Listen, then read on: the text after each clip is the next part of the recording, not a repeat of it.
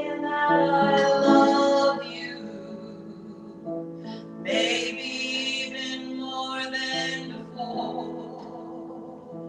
I know your face, but now I see more of you. So much beauty just behind the door. You invited me in. Believe it or not, the hardest is behind you, saying who you are and what you need out loud. But this great gift, it's always gonna haunt you, like a good ghost pulling you from the crowd to places you've never been.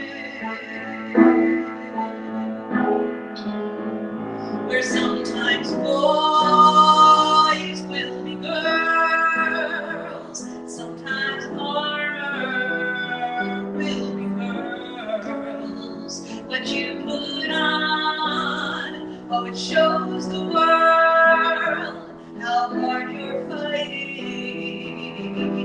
Brothers, sometimes boys will be girls.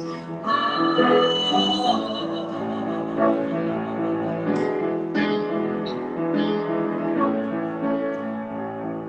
You know they say the greatest revenge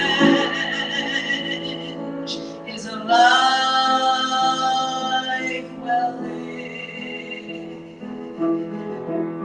So the loudest F you and the greatest gift you could ever give, they're one and the same.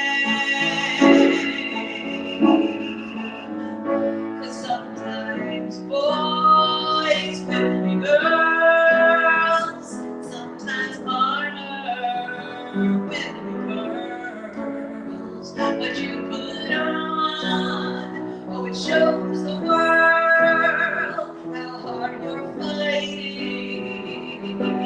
Sisters, sometimes boys will be girls. Oh, boys will be girls.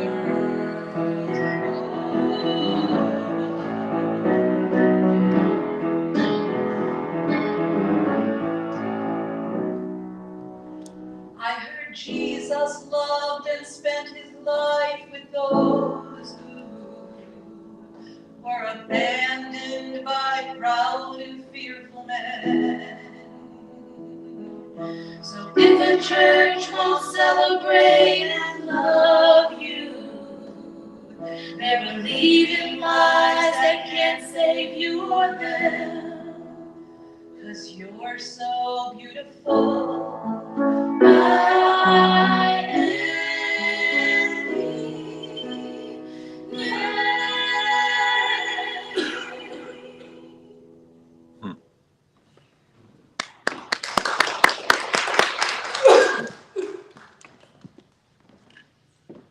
Good Sunday morning to you. And for those who celebrate, happy Father's Day. We, just like on Mother's Day, our prayer today will be focused around Father's Day today. So we are glad that you're here with us at Presbyterian Church of the Covenant in Greensboro, North Carolina.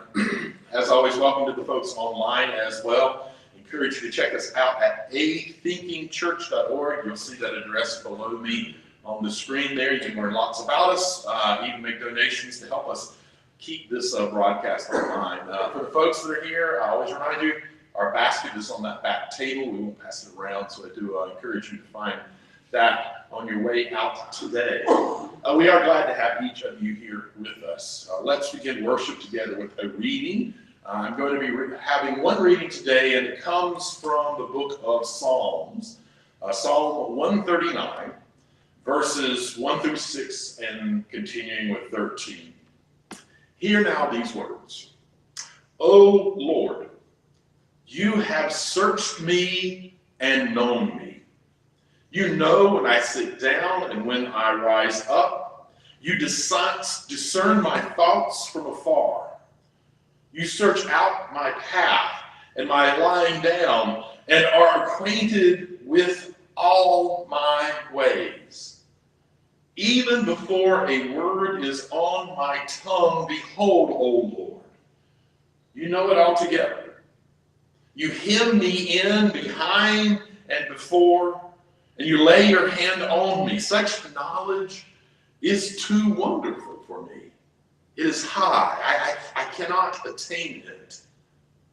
For you formed my inward parts. You knitted me together in my mother's womb. I praise you, for I am fearfully and wonderfully made.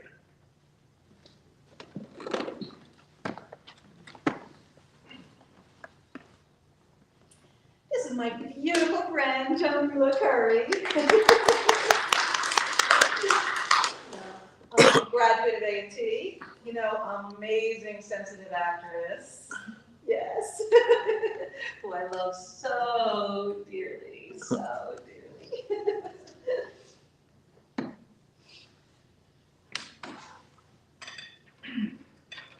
Casey Musgrave, you might know her. Around 2014, she was the country music young new artist to watch. And this was her top hit because she was confronting these issues right from the start. And I've done this for you before.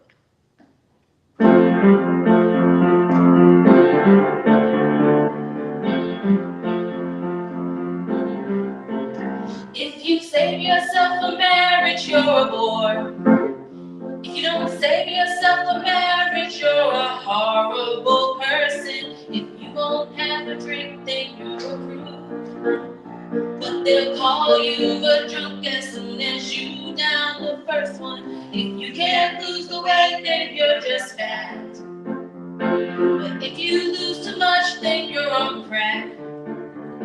You're damned if you do and you're damned if you don't. So you might as well just do whatever you want. So make lots of noise, hey, kiss lots of boys, yeah, kiss lots of girls. If there's something you're into, when the straight and narrow gets a little too straight, roll up a joint or don't.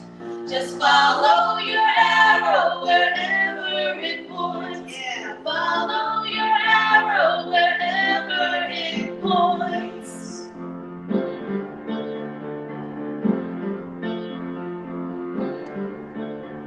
If you don't go to church, you go to hell.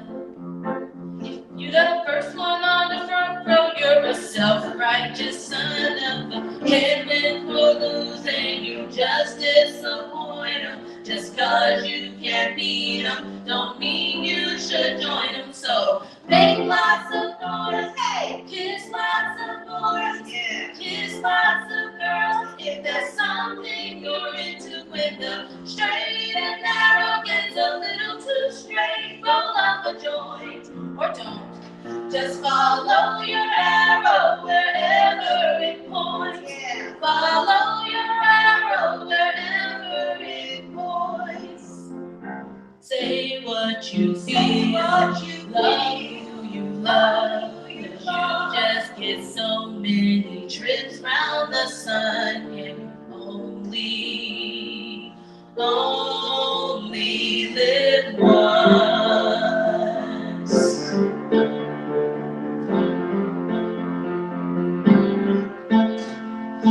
Make lots of noise, hey, kiss lots of boys, yeah, kiss lots of girls. If that's what you're into, when the straight and narrow gets a little too straight, roll up a joint.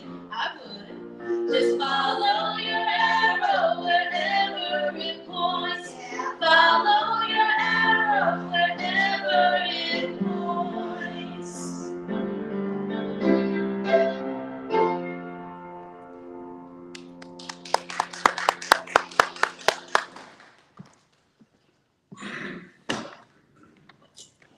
My message this morning is entitled, Queerying Our Lives, No More Boundaries. I'd like to start this final part of our 3-week introduction to queer theology in this series. I'd like to start it much like I started the first part, by acknowledging right up front that I do not look like the person who should be giving a talk, more or less 3 talks, on queer theology. I am white, heterosexual, cisgendered male, Gen Xer from the South. I'm sure there's probably even more reasons why I do not seem like the person who would be giving this talk, but as I said when I began the first talk, I'm trying really hard not to think too much about it because I still have to give this talk. So let me just say, I make no claims of being an expert on queer theology. I'm just a very enthusiastic student of it. I can honestly tell you that there has been no type of theology that has ever resonated with me more both spiritually and intellectually than this type of theology. And as we are beginning to see, or at least hopefully beginning to see, queer theology itself suggests that the barriers that some folks will point to as reasons why I shouldn't be giving this talk might actually be the very reasons why it's good that someone like me is able to begin exploring this emerging theology with you. That's the perspective I opened our series with. But I'd also like to remind you of how I concluded each of the last 2 talks. Each week, I wrap up with a quote from the Reverend Dr. Patrick Shane from his book, Radical Love, An Introduction to Queer Theology. And in it he says, again, God is the very manifestation of a love that is so extreme that it dissolves existing boundaries. So it seems to me that living a life that dismantles existing boundaries is the very definition of being in relationship with God. A radical love that is so extreme it dissolves existing boundaries is a concept that is at the core of queer theology. And as I reminded us all last week, it's also a concept that is at the core of the life and teachings of Jesus. And it should be at the core of our lives too. There are so many areas in our lives, so many areas where we have bought hook, line, and sinker into the normalized binary narratives of the dominant culture. They are the existing boundaries that radical love should dissolve. So let's take a look at our lives and consider how we, out of an abundance of radical love, might begin to dissolve these false binary divisions and move our lives towards a more boundless faith. Now, clearly there are lots of areas in our lives where binaries tend to rule most people's perspectives. Man, woman, for us, against us, civilized, uncivilized, black, white, Christian, non-Christian, able-bodied, handicapped. List could go on and on of these false binaries. For that reason, in the time I have here today, I'm just going to look at one specific imposed binary and at ways that we might live into radically loving and then dissolving them in our own lives. And then from that one area, I'm pretty confident in your ability that we can each extrapolate ways to dissolve other false binaries in our lives. The area that I'd like for us to consider today is the very foundation, actually, of queer theology. It's the normalizing of sex and sexuality to male, female, heterosexual, homosexual. In progressive gatherings like ours, most of us intellectually recognize that those binaries don't match reality in life.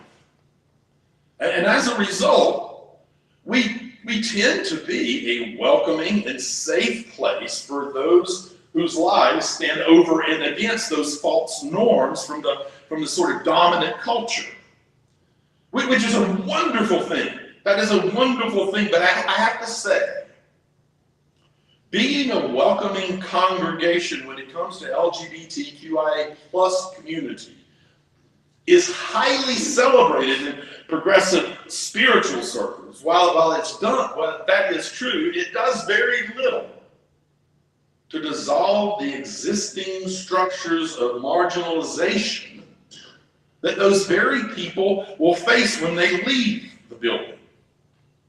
What we need is new norms. We need to normalize new ways of addressing sex and sexuality in society. The dominant culture has set the table with their rules, expectations, and normalizations long before any of us were actually invited to the meal. Rather than just accept what we are served, we need to start turning the tables. We need to start setting new norms that don't live into false binaries. Because those false binaries try to claim that some people aren't as wonderfully made as others. That way of seeing things flies in the face of today's scripture reading that tells us, "For you formed my inward parts. You knitted me together in my mother's womb. I praise you, for I am fearfully and wonderfully made." So I say, let's be more active in normalizing pronoun sharing.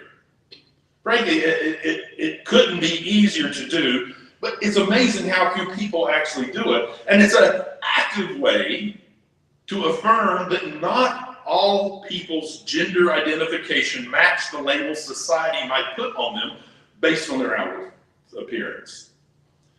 It's much like using someone's name can show a sign of respect. Using the correct personal pronouns carry that same kind of weight and respect.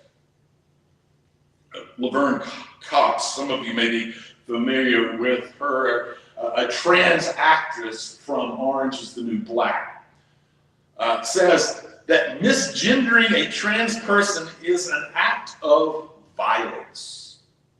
Misgendering a trans person is an act of violence. I mean, how would you feel if someone continually and intentionally misgendered you? Using correct pronouns is validating and it is loving. If you take your spirituality seriously, you should take using correct pronouns seriously. So, you might ask, how do we go about normalizing this? Well, I'd suggest just two simple things, and I'm going to ask you, please take these with you and begin them today. They're easy. There's really no excuse for not doing them. Some of the other things we might talk about are going to be a little more difficult that we can start learning and trying to figure out. But two things that I would suggest. One, add your pronouns to your signature on your correspondence, all of them, emails, anything you write. I just use my name and then in parentheses list he, him, his. And then number two, just like when you give your name, when you introduce yourself, also give your pronouns. After all, those are both important ways for people to refer to you. Now, I'll admit I've got more work to do on that second one, but just say something like, "Hey, I'm Mark, my pronouns are he, him, his, it's nice to meet you." It's easy enough to do. But we also need to be working towards a new system for documenting birth. We currently use visual sex characteristics to assign a binary gender without regard to any internal realities. We need a better system that doesn't set up so many kids whose gender expression don't neatly match their physical sex characteristics the way the dominant society tries to force on them. And for that matter, and this one some people are going to like less, gender reveal parties don't help with this either. It only serves to reinforce these false male-female narratives. For many of us, we also need to develop a new personal norm for using the word they as a singular pronoun. My first undergraduate degree was in English. And I have to admit, this one was a little tough for me at first. It just felt wrong. Not in terms of acknowledging that the person I was referring to identified with they as a pronoun. I was actually pretty good with that part. My brain just couldn't seem to adjust to it. It felt, I don't know, it felt forced. After a bit of thought, though, I realized we all have used they, them as a singular pronoun before. You see, the English language just doesn't provide us with an indefinite singular pronoun. So when it is needed, we tend to let they or them do it for us, like with this. If either Jill or Jack gets a bike, I'd be glad to ride with them, either of them. That's referring to a singular pronoun. It just seems normal to say it that way. And once I realized that, it didn't take long for my brain to sort of catch up and realize that it makes sense and it works just fine. Well, mostly. I have to admit, a friend of mine who I see from time to time uses the pronouns they, them. I cannot tell you how many times I have used she, her in referring to them. And I don't know if you just heard that, but I just used them as an indefinite singular pronoun, and a lot of you probably didn't even notice it that much. Anyway, particularly at first, I used the wrong pronoun, but it was okay. You know why? The why is because I also normalized apologizing, and they were more than gracious and understanding, and it ultimately helped me normalize using they as a singular pronoun. Trust me, if this English major can do it, so can you. And the more of us who do it, the more we show radical love by dissolving yet another false binary boundary in society. And let's also normalize not supporting corporations that support anti-LGBTQ agendas. For better or worse, we live in a world where money provides voice. We all vote with our wallets, whether we want to admit to it or not. When you spend money with a corporation that is actively sending money to politicians and to organizations that are actively trying to take away rights from queer folks like my son, you are providing them not only more money to do so, but more reason to do so. Because if hurting the queer community with money they made from their business doesn't hurt their business, they have little incentive to stop doing it. I mean, I love a Chick-fil-A sandwich. I haven't had one in years. Not because I don't want one, because I do. I really do.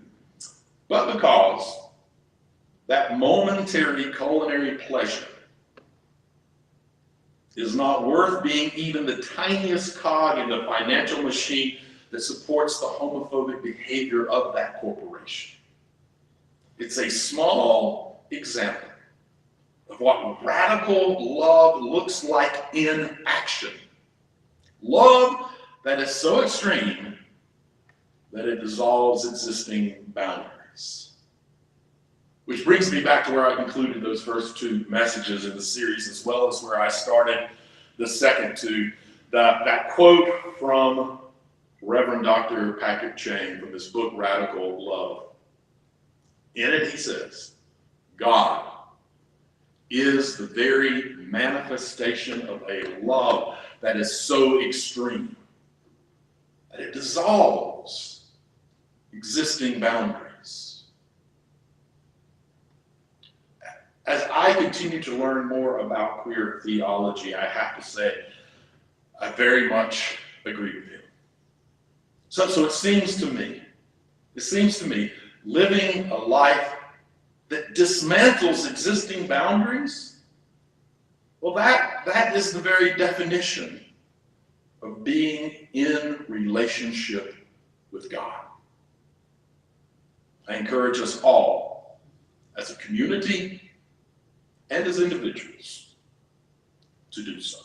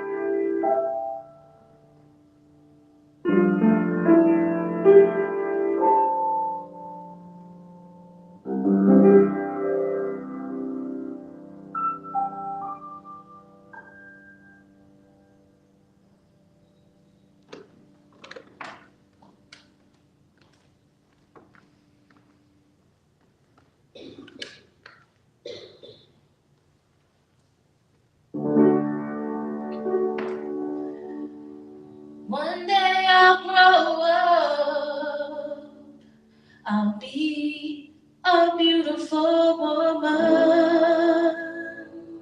One day I'll grow up, I'll be a beautiful girl. One day I'll grow up, I'll be a beautiful woman. One day I'll grow up, I'll be a beautiful girl. But for today, I am a child. For today, I am a boy. For today, I am a child.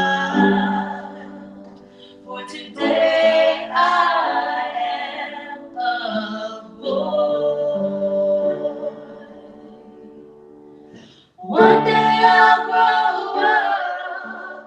feel the power in me. One day I'll grow up, of this I'm sure. One day I'll grow up, I know who within me. One day I'll grow up, feeling full and pure. But for today, I am a child. For today, I am a boy. For today, I am a child. For today, I am a boy. For today, I am a child. For today, I am a boy. For today, I am a child. For today, I am a boy. For today, I am a child. For today, I am a boy. For today, I am a child. For today, I am a boy. One day I'll grow up, I'll be a beautiful woman. One day I'll grow up, I'll be a beautiful girl. One day I'll grow up, I'll be a beautiful woman. One day I'll grow up, I'll be a beautiful girl.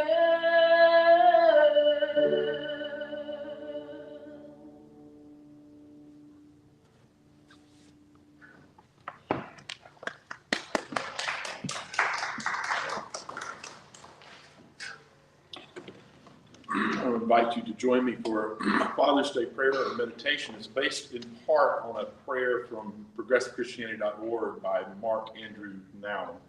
Let's bow our heads together. We give thanks for all the fathers and father figures in this world and for the many ways they lovingly guide their children. We remember those who wish to be fathers, but have yet to find the path to it that's best for them. We also remember the fathers whose kids have decided to remove them from their lives. To those who have lost their fathers and are missing them terribly, may you find peace in the love of those surrounding you. May you be comforted by the lifetime of happy memories of him. And for those who have had or have fathers who were never really dads, for those who have dreaded this day for as long as they can remember, for those who are reminded every year of what should have been, what could have been, but wasn't, for those who were used, abused, or neglected, and for whom fatherhood meant fear and disappointment, may you take pride in the men and women you have become despite a huge hole in your lives. May you take joy in the friends and other family members that bring so much joy and meaning to your lives. On this Father's Day, may we give thanks for all the people who have nurtured us, especially the important father figures in our lives. Those who have seen us, not just with their eyes, but with their hearts, and taught us to do the same for others. Amen. receive this blessing. May you walk in harmony with each other and with creation, recognizing that we are one. And may you know love and happiness throughout your life. And may that love and happiness be shared with all of those you meet.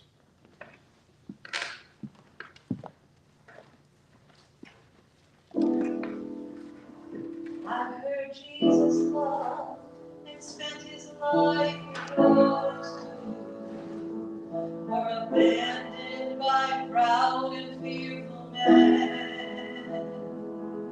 So If the church won't celebrate and love you, they're believing lies that can't save you or them.